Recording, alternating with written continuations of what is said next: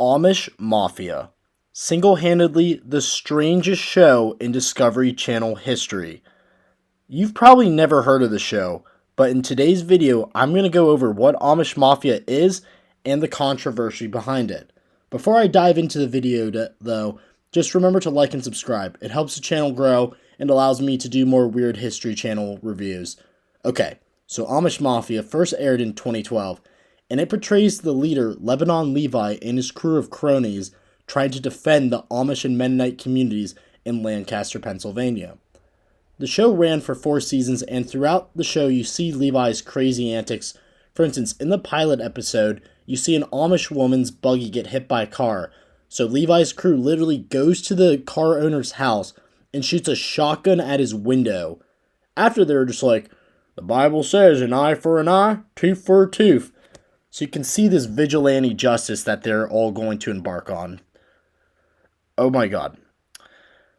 So later in the episode, they catch an Amish bishop, which, long story short, is one of the leaders of the Amish church having sex with prostitutes. And they go to the motel where this is all happening and confront him, which goes exactly how you would expect it to go. And they catch some old guy having sex with a random lady while taking pictures of him the whole time. In other episodes, you see Levi provide more vigilante justice, like threatening men who want to solicit prostitutes. They stop illegal buggy racing, that's real, and the illegal maple syrup trade in Lancaster, Pennsylvania. Yeah, you got that right, ladies and gentlemen. Levi and the gang are helping the Amish not get exploited by big syrup. Either way, the show almost becomes a parody of itself, as you have a bunch of unintimidating men trying to prevent crimes that just seem hilarious because it's Amish people committing them. Like, some of the stuff Levi stops isn't even stuff that's illegal. It just violates the Amish church's doctrine.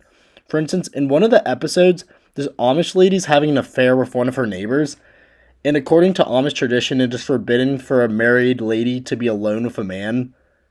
Yeah.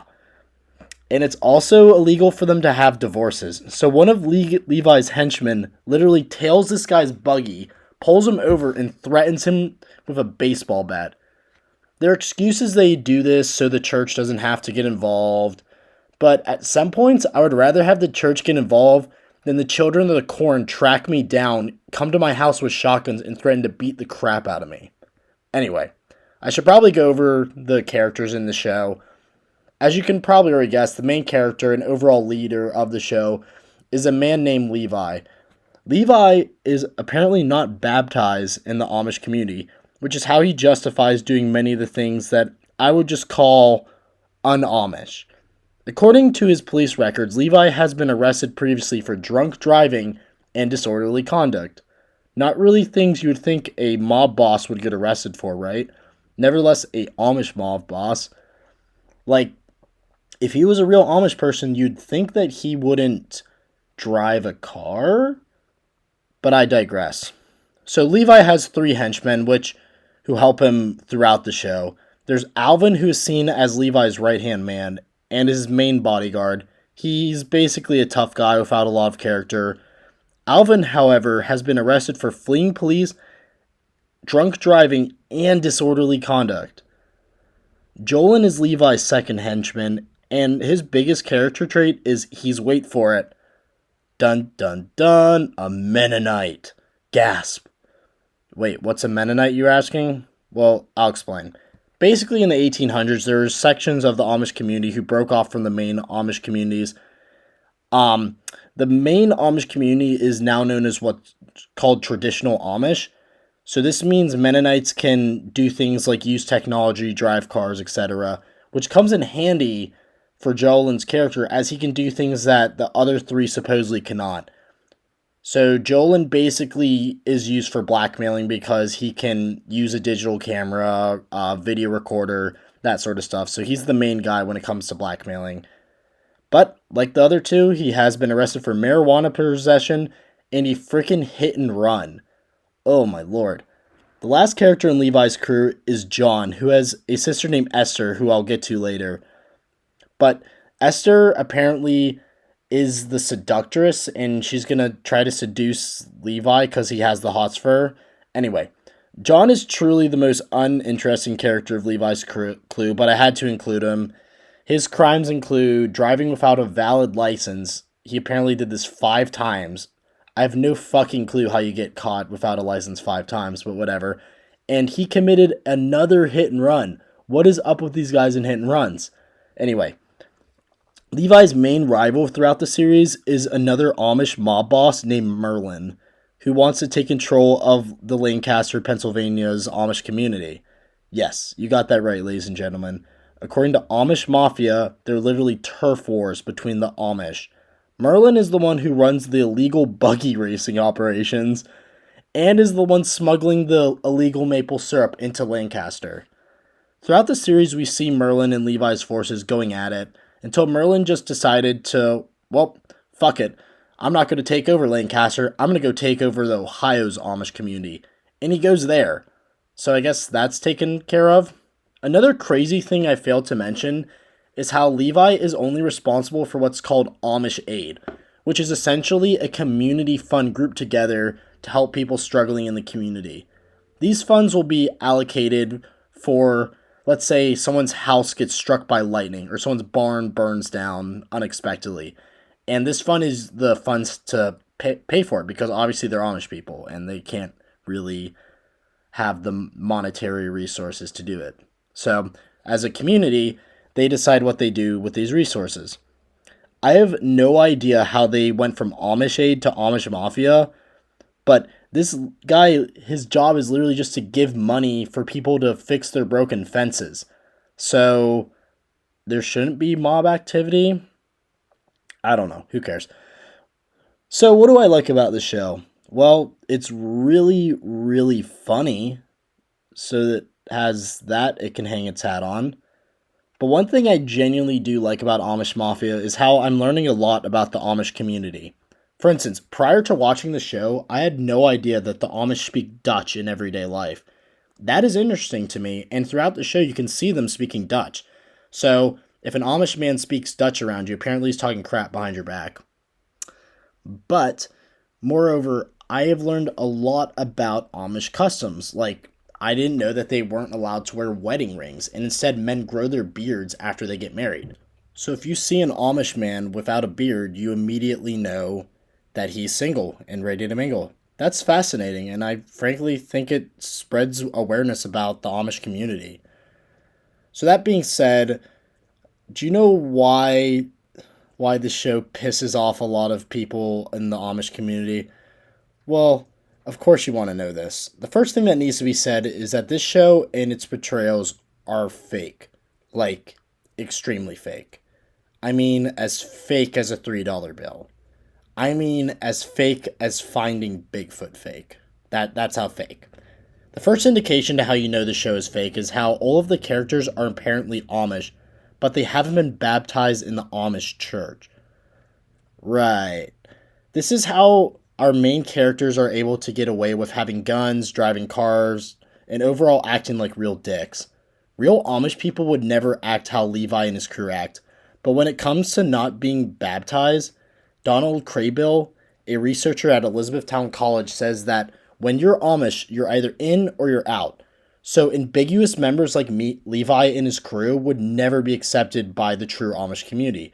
Craybill went on to say that the Amish Mafia cannot be real, as real Amish people would never agree to being filmed, as it is extremely against Amish law to appear in films.